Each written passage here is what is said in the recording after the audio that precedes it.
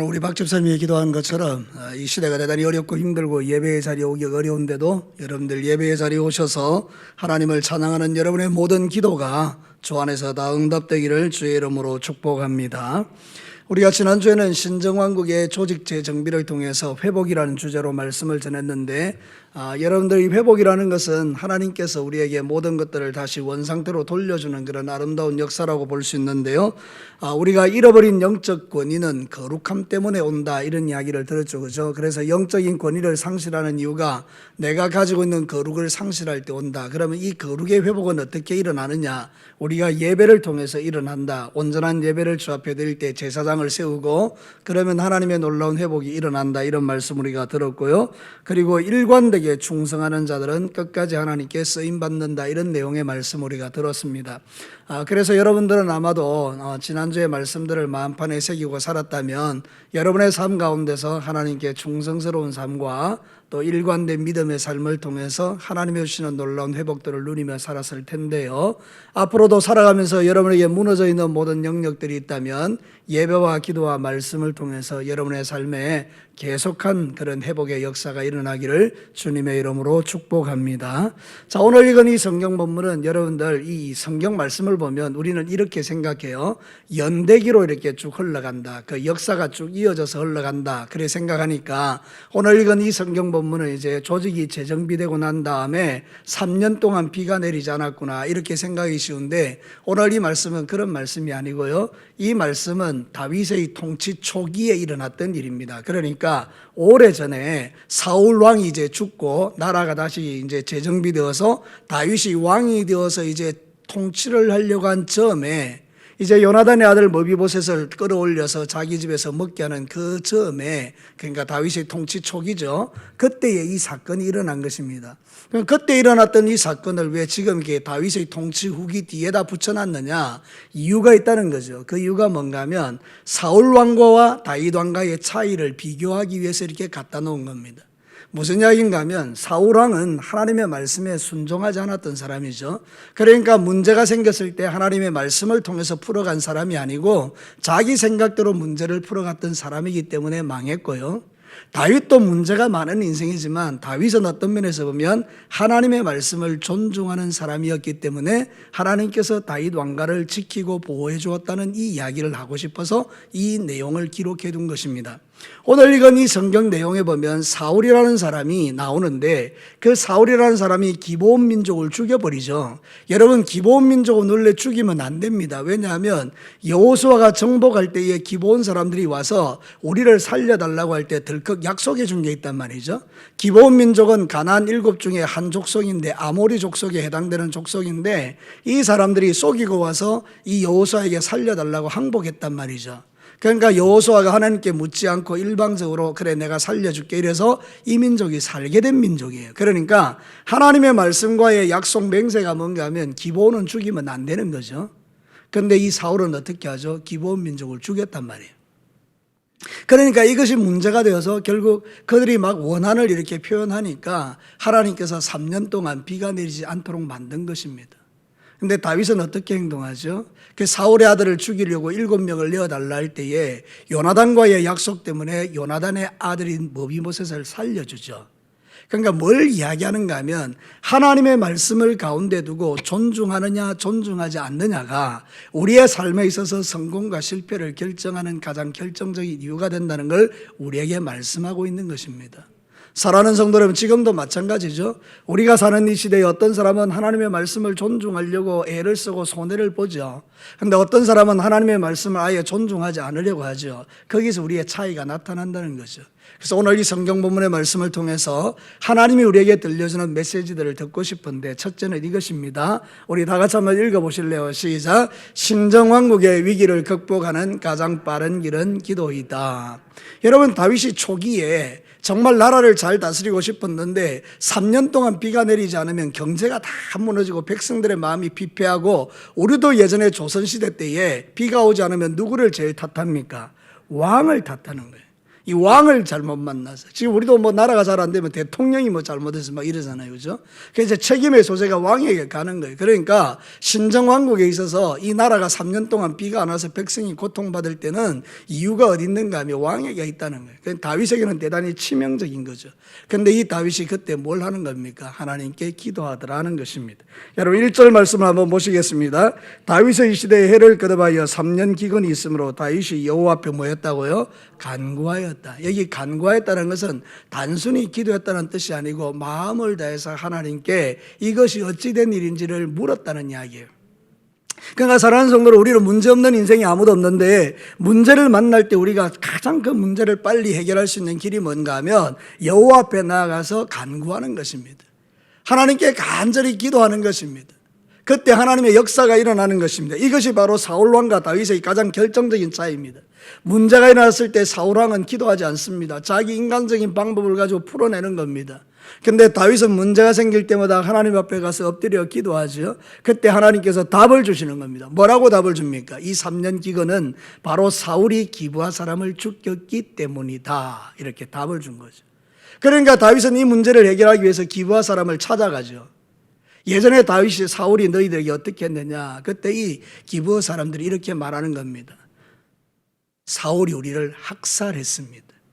5절에 보면 그렇게 이야기하고 있습니다. 성경 한번 보시겠습니다. 5절에 보면 그들이 왕께 아뢰되 우리를 학살하였고 또 우리를 멸하여 이스라엘 영토 내에 머물지 못하게 하려고 모해한 사람, 이 사울이라는 거예요. 사울이 이스라엘 백성들 가운데 이 기브아 사람이 있지 못하도록 그들을 쫓아내는 과정 속에서 그들을 죽이고 학살했던 거예요. 학살이라는 말은 뭐죠? 무참하게 죽였다는 거예요. 그러니까 기브아 사람들의 마음에 원한이 있는 거죠. 그래서 이 사람들이 이야기하는 겁니다. 우리는 은금의 문제가 아닙니다. 이 문제가 풀어져야 됩니다. 그러면서 사울의 자손 7을 우리에게 달라고 요청한 것이죠.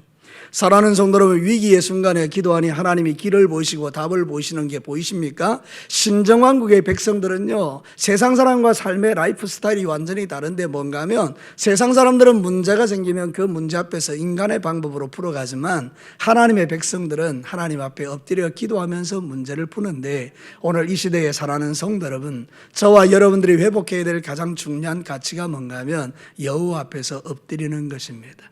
여러분들 여호와 앞에서 많이 엎드리시기를 축복합니다.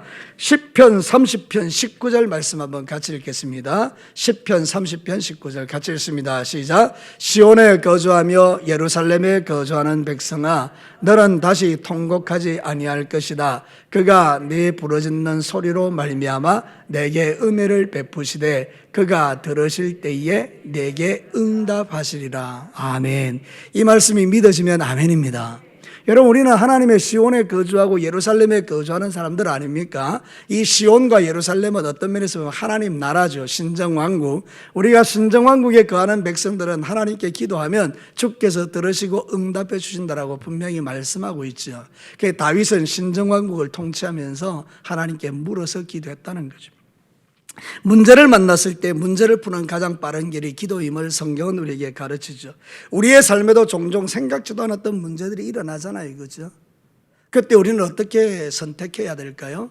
오늘 이 성경이 우리의 심장에 새겨진 사람들은 이제로부터 여러분의 삶 속에 여호와 앞에서 간구하는 이 삶을 지금 회복하셔야 됩니다. 지금 하나님이 저와 여러분에게 말씀하는 건 뭔가 하면 이 시대적인 어려움 앞에서 우리 교회가 회복해야 될 게 뭐냐? 세상에 나가서 착한 일 하는 거 그것도 필요합니다. 세상 사람들이 하도 교회에 대해서 욕을 하니까 우리가 선행을 보이는 것도 필요합니다. 방역을 잘 지키는 것도 필요합니다. 그런데 그보다 더 중요한 게 있습니다. 이 시대에는 하나님 앞에 간구하는 삶을 회복해야 된다는 것이죠. 여러분, 3년 기근이 왔을 때에 다윗은 이 문제를 주님 앞에 가져가서 물었던 거예요. 하나님, 도대체 이 3년 기근이 왜 오는 겁니까? 그때 하나님께서 그에게 정확하게 대답해 주신 것 아니겠습니까? 오늘도 저와 여러분의 인생 가운데 내 인생의 문제를 해결하는 방법이 뭐냐? 가장 빠른 길이 뭐냐? 우리는 하나님 앞에서 기도하면서 주의 뜻을 구하는 건데요. 시편 145편에도 동일하게 이렇게 이야기합니다. 18절 19절 같이 읽겠습니다. 시작. 여호와께서는 자기에게 간구하는 모든 자, 곧 진실하게 간구하는 모든 자에게 가까이 하시는도다. 그는 자기를 경외하는 자들의 소원을 이루시며 또 그들의 부르짖음을 들어서 구원하시리로다. 아멘. 한번 물어볼까요? 지금 이 말씀은 제가 하는 이야기입니까? 기록된 하나님의 말씀인 성경이 우리에게 말하는 것입니까? 그렇죠. 처음에 제가 하나님의 말씀을 선포하면서 여러분들에게 던져놓은 질문들이 있어요. 사울과 다윗의 차이가 뭐냐? 왜 하나님께서 이 귀한 이 이야기를, 사역 초기에 일어났던 이 이야기를 왜 이 다윗의 후기에다가 기록해 두었느냐? 다윗의 왕가와 사울의 왕가가 차이가 뭐냐? 이 이야기를 우리에게 들려준다는 것이죠. 똑같은 문제 앞에서 사울의 방식과 다윗의 방식이 다른 것처럼 오늘 이 땅에서 저와 여러분도 똑같은 문제에 직면하지만 어떤 사람은 다윗의 길을 선택하고 어떤 사람은 사울의 길을 선택할 수 있겠는데요. 오늘 이 말씀은 저와 여러분에게 우리가 가야 되는 걸음이 어디인지를 가르쳐주고 있는 것입니다. 여러분이 살다가 힘들고 어려운 일을 만나면, 아직도 해결되지 않은 오래된 문제와 숙제 같은 일들을 만나면 사랑하는 성도 여러분, 우리는 주님 앞에 가서 물어야죠.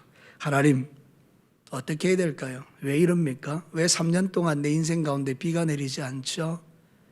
여러분, 가끔 우리가 그럴 때 있습니다. 인생의 기근이 찾아올 때, 물질의 기근이 올 수도 있고 영적인 기근이 올 수도 있고, 여러분의 인생 가운데 뭔가 이렇게 목마름이 찾아올 때 그것을 다른 데서 이유를 찾지 말고 하나님께 물어 기도하면 주께서 정확하게 저와 여러분에게 이 문제에 대한 해결점을 제시해 줄 줄로 믿습니다. 그래서 여러분, 사실은 어려울 때는요, 기도 소리가 더 커져야 되고 어려울 때는 기도하는 자리에 몰려와야 돼요. 그래야만 저와 여러분이 소망이 있습니다.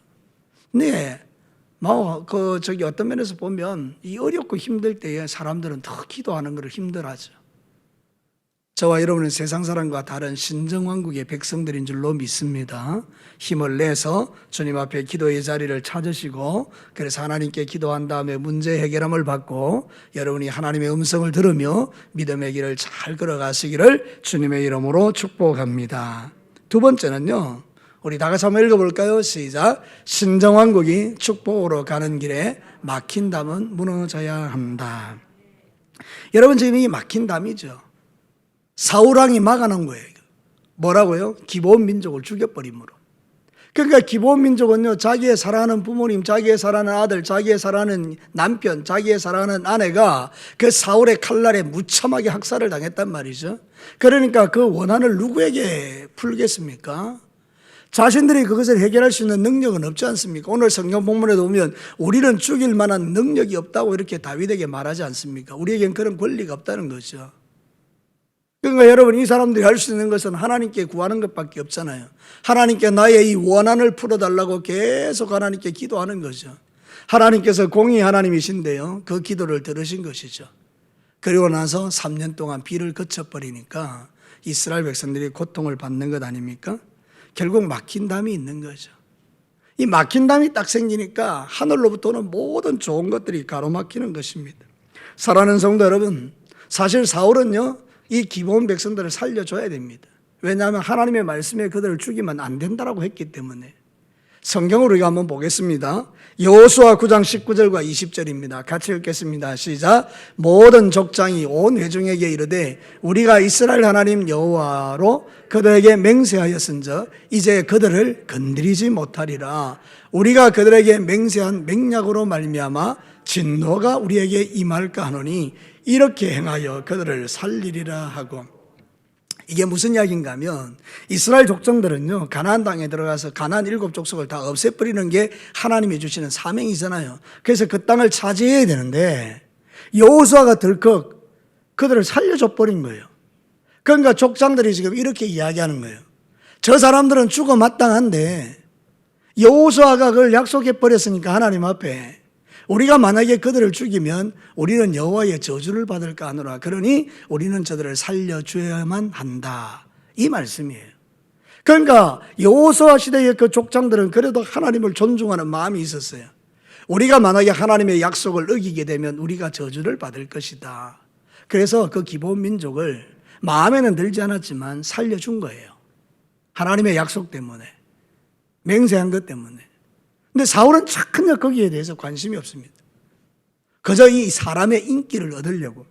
여러분, 오늘 성경 본문에 보면 이렇게 말합니다. 2절의 중반 부분을 한번 보겠습니다. 전에 그들에게 맹세하였거늘 사울이, 그 다음에 여러분 한번 읽어보시기 바랍니다. 2절 중반부에 시작. 사울이 이스라엘과 유다 족속을 위하여 열심히 있었으므로 그들을 죽이고자 하였더라. 여러분 뭐 여기 보면 이상한 이야기가 안 나옵니까?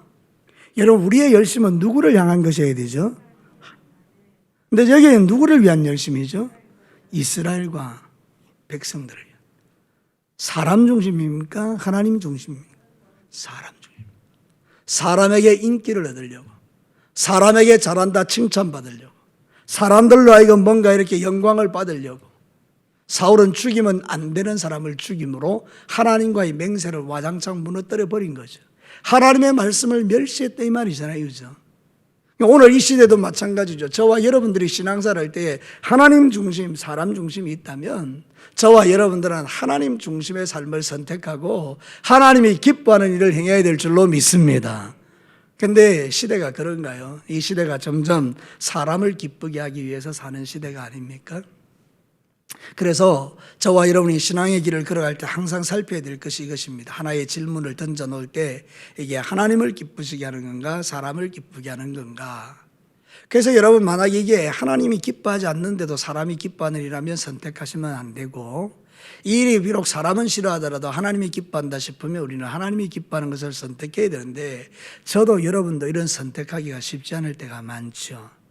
그러니까 우리는 오늘 이 밤에 이 말씀을 들으면서 여러분의 남은 생애 가운데는 선택할 때마다 인간적인 기쁨이 아닌 하나님의 주시는 기쁨, 하나님을 기쁘시게 하는 그 기쁨을 선택하셔서 여러분의 인생 가운데 신정왕국의 백성으로서 이 놀라우신 하나님의 축복을 받아 누리시기를 주의 이름으로 축복합니다. 하나님 중심 아니라 사람 중심이 되니까 결국 해서는 안 될 일이라고 이게 막힌 담이 되었다는 거예요. 막힌 담이라는 것은 죄를 의미합니다. 하나님 앞에 죄를 지으면 막히잖아요. 제 이야기가 아니고 성경이 그렇게 말하거든요. 예레미야 5장 25절을 우리 다 같이 한번 읽겠습니다. 시작. 너희 허물이 이러한 일들을 물리쳤고 너희 죄가 너희로부터 좋은 것을 막았느니라. 뭐가 우리에게 오는 좋은 것을 막았다라고 말해요? 죄가. 사울의 죄가 이스라엘 땅에 내려야 될 하나님의 은혜의 소낙비를 가로막아 버린 거잖아요. 3년 동안 모든 게 막혀버리게 만들었잖아요. 내 인생 가운데서 일어난 수많은 기근과 막힘들이 어디서 오는 것입니까? 바로 이 막힌 담에서부터 오는 것이라는 거죠. 우리는 생각해 봐야 돼요. 늘 신앙생활 할 때마다 나의 막힌 담은 뭔가 생각해 보니 하나님과의 관계도 막히고 사람과의 관계도 막혀 있다 싶으면 우리는 그거를 하나씩 하나씩 풀어내야 된다는 것이죠. 가끔 끔찍한 생각이 들 때는 있어요. 어떤 생각이 드는가 하면 혹시 내 어린 날에 내가 상처 준 사람이 지금도 나를 기억하고 나에게 저주를 퍼부으면 어떡하지? 여러분 요즘 우리나라 스포츠계에서 가장 벌벌 떠는 사람들이 누군가 하면 옛날에 철없을 때에 남을 막 괴롭혔던 친구들 있잖아요. 지금 막 다 드러나는 거예요. 왜냐하면 그게 숨어 있다가 그 사람 잘 되는 것 보고 그냥 막 글 올려가지고 그 나쁜 놈이다. 옛날에 내가 그 사람한테 괴롭힘을 당했다 이러니까 그 사람들이 쌓아왔던 그 모든 게 와장창하고 다 무너져 내리는 거 여러분 뉴스에서 많이 보시죠. 여러분 하나님은 공의로우니까 이게 다 드러나는 건데 그거 보면서 여러분 어떤 생각이 드세요? 아 나는 괜찮을 거야 이런 생각이 드세요? 영적으로 가만히 생각해 보니까 아 나에게도 그런 일이 있을 수 있겠다 싶은 생각이 들죠. 여러분 혹시 남들에게 잘못한 거 있으세요? 여러분 다른 사람에게 원망 들을 만한 일을 하신 게 있느냐 이 말입니다. 왜 없겠어요? 다 있겠죠. 저도 제 인생을 돌아보니까 제가 어리석어서 실수한 것들이 참 많이 있겠다 싶어요. 그래서 우리는 기도하는 거죠. 하나님, 제가 잘못한 거 기억나게 하시고 생각나게 하셔서 용서해 주시고 혹시 내가 부지 중에라도 그런 죄를 지은 게 있으면 하나님 풀어주세요. 여러분 누군가가 나를 계속 끊임없이 저주하고 있고 누군가가 나에 대해서 계속 원한을 품고 있다 그러면 그건 참 가슴 아픈 이야기죠. 그래서 여러분 오늘 이 말씀을 들으시고 여러분들이 집에 돌아가시기 전까지 오늘 기도할 때 혹시라도 내 마음에 막힌 담은 없는가 생각해 보시고 그 모든 막힌 담들이 다 허물어지는 이 밤 되시기를 주의 이름으로 축복합니다. 반대로 나는 괴롭히지 않았는데 누군가가 나를 괴롭혔어요. 그래서 내 마음속에 계속 그것 때문에 힘들어요. 그 역시 또 막힌담이죠. 그것조차도 여러분들은 용서하고 하나님 앞에서 새롭게 관계를 설정하는 것이 축복으로 가는 길인 줄로 믿습니다. 왜냐하면 예수님께서 우리의 막힌담을 허물어 주셨잖아요. 예수님이 십자가에 죽으실 때 그 고통 속에서 그 모든 우리의 죄를 다 가져가시면서 이 막힌담을 다 허물어 주신 거거든요. 주님이 막힌담을 다 허물어 줬는데 내가 또 막힌담을 만드는 것은 어리석은 일이니까 여러분 이렇게 하십시다. 이 말씀이 저와 여러분에게 도전이 되거든. 일단 첫 번째, 내가 과거에 누군가에게 잘못한 거 있다면 여러분 용서를 구하셔야 됩니다. 첫 번째는 하나님께, 두 번째는 그 대상이 살아있다면 그 대상에게, 두 번째는 혹시 내가 다른 사람에게 감당 못할 그런 고통을 받는 그런 것들이 있었다면 주님의 마음으로 그들을 또한 용서하고 풀어주고 그렇게 살아가는 것입니다. 신정왕국의 백성들은 이렇게 막힌담을 풀어갈 때에 비가 내립니까? 비가 내리지 않습니까? 비가 내립니다. 은혜의 비가 내립니다. 축복의 비가 내립니다. 여러분에게 회복시키시는 하나님의 역사가 일어나요. 여러분이 7명을 잡아서 죽여서 하나님의 의를 이루고 나니까 여러분 어떤 일이 일어나는 겁니까? 10절에 한번 보겠습니다. 아야의 딸 리스바가 굵은 배를 가져다가 자기를 위하여 바위 위에 펴고 곡식 베기 시작할 때부터 하늘에서 비가 시체에 쏟아지기까지. 여러분 이 말은 비가 왔다는 이야기예요? 안 왔다는 이야기예요?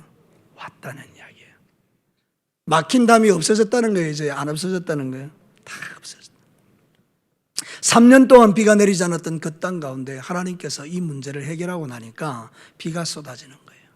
저와 여러분의 인생 가운데도 우리를 괴롭히고 답답하게 하고 힘들게 하고 뭔가 막혀있고 뭔가 문제가 많은 이 모든 상황 속에서 첫 번째로 여러분이 해야 될 것은 기도고요. 두 번째는 막힌 담을 발견하는 거예요. 그래서 여러분의 인생 가운데는 신앙사라든지 사회생활하든지 모든 전쟁력에서 여러분의 생애 가운데에 예수 그리스도의 보배로운 피로 말미암아 모든 막힌 담들이 다 뚫어지게 되기를 주님의 이름으로 축복합니다. 그래야 하나님의 은혜의 비가 내리는 것이니까요.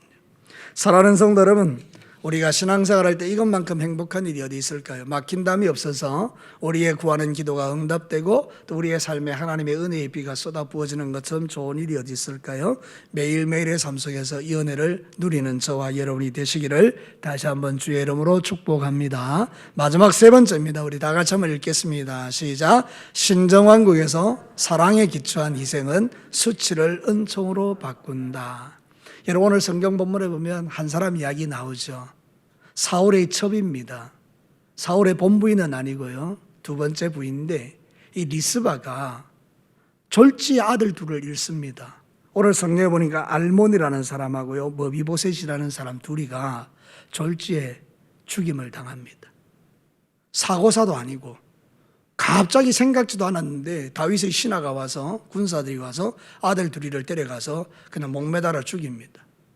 그리고 사울의 딸 메랍의 5 아들이 동시에 또 죽습니다.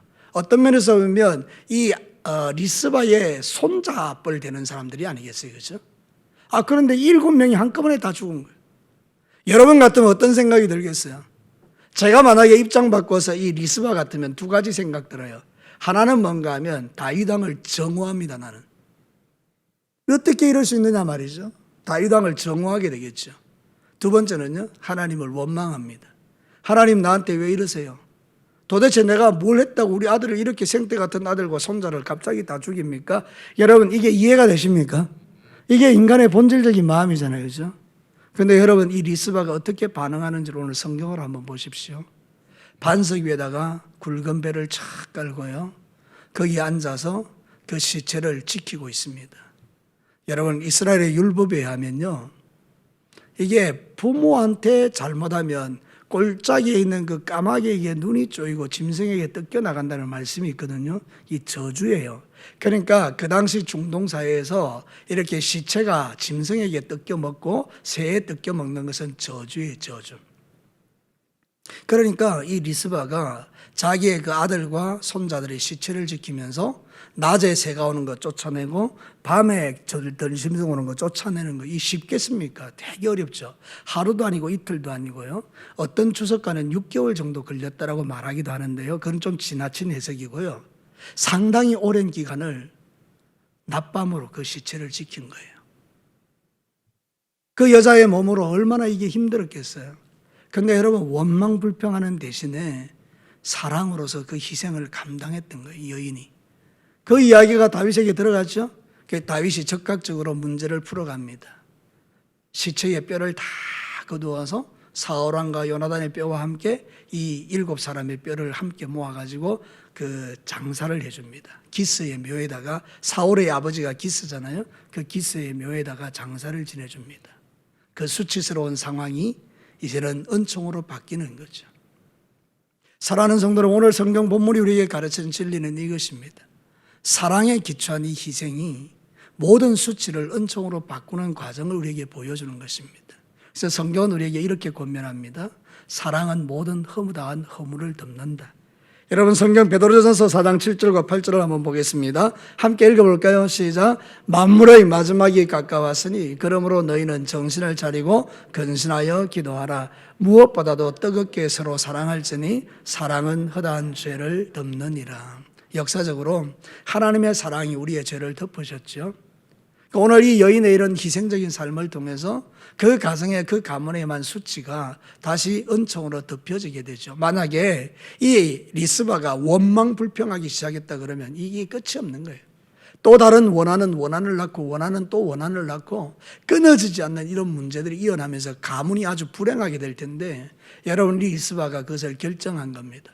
원망하지 않기로 결정하고 하나님 앞에 자기에게 주어진 책무를 따라서 자식들의 시체를 지키면서 그 수치를 이렇게 은총으로 바꾸는 그런 희생의 사랑을 보였다는 거죠. 우리가 이 세상을 살아갈 때 가끔 우리에게 놓쳐지는 부분들이 바로 이 부분이죠. 우리에게서 이 사랑, 허다한 죄를 덮어주는 사랑이 너무 없어서 우리는 형제의 죄에 대해서, 자매의 죄에 대해서, 우리 남편의 죄에 대해서, 아내의 죄에 대해서, 또는 여러 가지 교회 공동체의 죄에 대해서 너무 예리하게 지적하기를 좋아하는 저와 여러분이 될 수도 있다는 거죠. 때로는 우리가 정죄의 손길을 거두고 사랑의 손길로 그 죄를 덮어주면서 하나님의 공동체를 아름다운 하나님 나라로 만드는 것은 어떻겠습니까? 오늘 이 성경 본문은 우리에게 그 명백한 진리를 우리에게 가르치고 있는 것이죠. 갈라디아서 3장 14절에는 복음에 대한 이야기를 합니다. 같이 한번 읽어봅시다. 시작. 그리스도께서 우리를 위하여 저주를 받은 바 되사 율법의 저주에서 우리를 속량하셨으니 기록된 바 나무에 달린 자마다 저주 아래 있는 자라 하였습니다. 리스바에게서 나타나는 그 사랑이 그리스도의 사랑의 그림자처럼 보여요. 예수님은 저주받을 일이 전혀 없어요. 근데 그 저주를 우리가 받아야 되는데 주님이 그 저주를 대신 십자가에 받으심으로 우리를 모든 저주에서 속량해 주셨어요. 엄청난 사랑이죠. 이게 복음입니다. 저와 여러분이 이 땅에 존재하는 이유가 이겁니다. 이 많은 태산 같은 죄에도 불구하고 우리가 이렇게 살아있는 이유가 바로 여기 있습니다. 예수님께서 우리의 모든 죄를 대신 지시고 저주를 한 몸에 받으셨기 때문입니다. 그 사랑 때문에 우리가 존재하는 거죠. 그러면 여러분, 이런 엄청난 사랑을 받은 우리는 지금 믿음의 길을 어떻게 걸어가고 있는가 한 번쯤 점검해 보니까 어떤 때는 보니까 우리가 너무 옹졸하고 속이 좁고 우리는 너무 이렇게 하나님의 사랑이 우리 안에서 능력 있게 나타나지를 못해서 원한을 품고 사는 거예요. 원한을 품고. 두고 보자 이런 마음이 우리 안에 참 많이 있는 거예요. 여러분, 두고 봐도 소용없는데요. 여러분, 두고 보지 마시고 여러분 그분을 풀어주고 용서하고 사랑하고 주님이 나를 사랑하셨기에 나 또한 사랑하면서 그렇게 믿음의 길을 한 걸음씩 걸어가시다 보면 하나님의 위로가 여러분에게 더 크게 임하게 될 줄로 믿습니다. 오늘 이 성경 본문이 가르치는 진리가 그거예요. 이 희생적 사랑에 의해서 그 수치가 은총으로 바뀌어지는 것처럼 우리 예수님의 그 희생적 사랑이 우리에게 있어서 우리의 모든 수치를 은총으로 다 바꾸어 내신 거잖아요. 이 은혜를 입은 저와 여러분이 이 땅에서 할 일은 뭔가? 우리 또한 그런 믿음의 길을 걸어가는 것입니다. 지금 세상은 우리를 향해서 욕하지만 우리는 그들을 향해서 사랑으로 그들을 덮어줄 수 있다면 이 세상은 조만간 하나님의 은혜로 충만하고 또 우리 교회가 승리하는 날이 분명히 오게 될 줄로 믿습니다. 신앙생활 하시기 힘드시죠? 특히 여러 가지로 세상 가운데서 여러분 믿음을 지키기가 더더욱 힘드시죠? 그럼에도 불구하고 우리는 이 원리를 기억하시면서 여러분이 살아가는 모든 삶의 현장에서 이런 놀라운 하나님의 역사가 나타나 여러분의 그 희생적 사랑 때문에 수치가 은총으로 바뀌어지는 역사가 여러분의 가정과 여러분의 남은 인생 가운데 가득하게 되기를 주의 이름으로 축복합니다. 말씀을 마치겠습니다. 자, 오늘 이 성경 본문을 통해서 하나님이 우리에게 들려주는 게 있어요. 신정왕국의 백성들은 문제가 생겼을 때에 기도하는 것이 가장 빠른 해결 방법이라는 걸 우리에게 가르쳐 줍니다. 그래서 저와 여러분들은 어떤 경우에도 이 기도의 줄을 놓치지 말고 여러분 기도하는 종들이 되시기를 축복합니다. 두 번째는요, 신정왕국의 하나님의 그 비는, 은혜의 비와 소낙비들은 막힌 담이 허물어질 때 오는 거예요. 그러니까 여러분 막힌 담을 만들지도 마시고 막힌 담을 붙들고 있지도 마시고 그 하나님과 우리 사이에 막힌 담들이 다 사라져서 주의 은혜의 소낙비가 우리에게 부어지는 그런 간정들이 여러분에게 있게 되기를 축복합니다. 마지막으로는요, 여러분이 그 주님의 받았던 그 사랑, 희생적 사랑을 통해서 수치가 은총으로 바뀌어지는 것처럼 여러분의 삶 가운데 모든 수치가 다 은혜로 바뀌어지는 이 복을 매일 누리시면서 여러분의 남은 신앙생활이 행복하기를 주님의 이름으로 축복합니다. 우리 같이 한번 기도하겠습니다.